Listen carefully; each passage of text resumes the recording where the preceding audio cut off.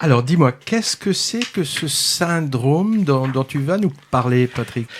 C'est belge. Ça vient de sortir.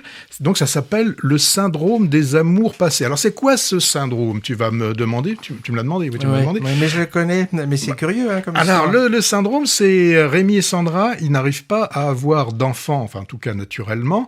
Et ils sont atteints, c'est un professeur qui va nous le dire, du syndrome des amours passés. Et il existe un moyen pour guérir de ce syndrome. Il n'y a qu'une seule solution. Ils doivent recoucher une fois avec toutes et tous et tout leur ex. Voilà.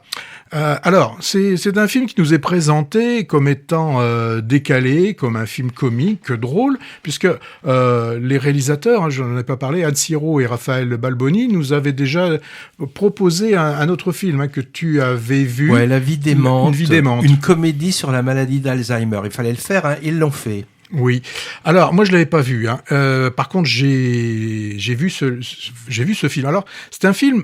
Moi à la fin de la projection j'ai échangé avec quelques spectateurs et j'ai bien senti qu'il y avait un côté assez clivant dans ce film.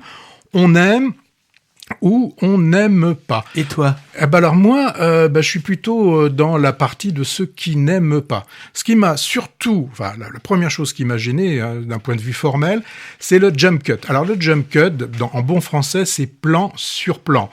Alors pour expliquer un petit peu ce que c'est quand vous enchaînez deux plans. On n'a pas changé le cadrage est resté le même, mais on a fait des coupes. Alors, c'est très pratique quand on fait une interview, parce qu'il y a des morceaux que l'on souhaite enlever. C'est aussi beaucoup utilisé dans les tutos hein, sur YouTube. Le premier à avoir fait ça, hein, il l'avait fait... sans le vouloir, c'était Méliès. Hein. Méliès l'avait fait. Il avait filmé un carrosse.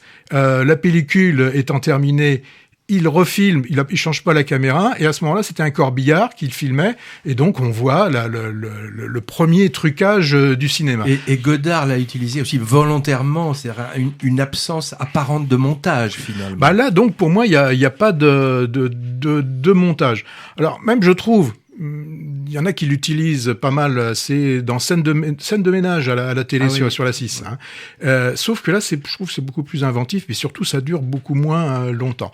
Donc, hormis ce procédé érigé véritablement en système, alors, c'est pas un film d'image, mais ça, c'est sûr, c'est un film de mots. Il n'y a pas une seconde sans qu'il n'y ait un mot qui soit prononcé. Ça parle. Plutôt même que de parler, j'aurais tendance à dire que ça bavarde. Alors moi, le bavardage, hein, quand c'est Eustache qui fait des dialogues et ça donne la maman à la putain, on peut le regarder pendant 3 heures, mais là, c'est creux, c'est franchement, enfin en tout cas moi j'ai trouvé les échanges mais d'une tristesse mais véritablement abyssale. Alors bien sûr certains vont nous dire oui mais tu n'y as pas vu, c'est une réflexion sur la parentalité, la vie de couple, comment dans un couple les choses vont s'élimer, vont s'user. Bon, ok, peut-être, mais il y a même d'autres choses qui m'ont gêné à un moment donné. Il y a des scènes qui se passent dans une piscine. Les gens sont tous nus. Ils ont sur eux, ils portent des masques.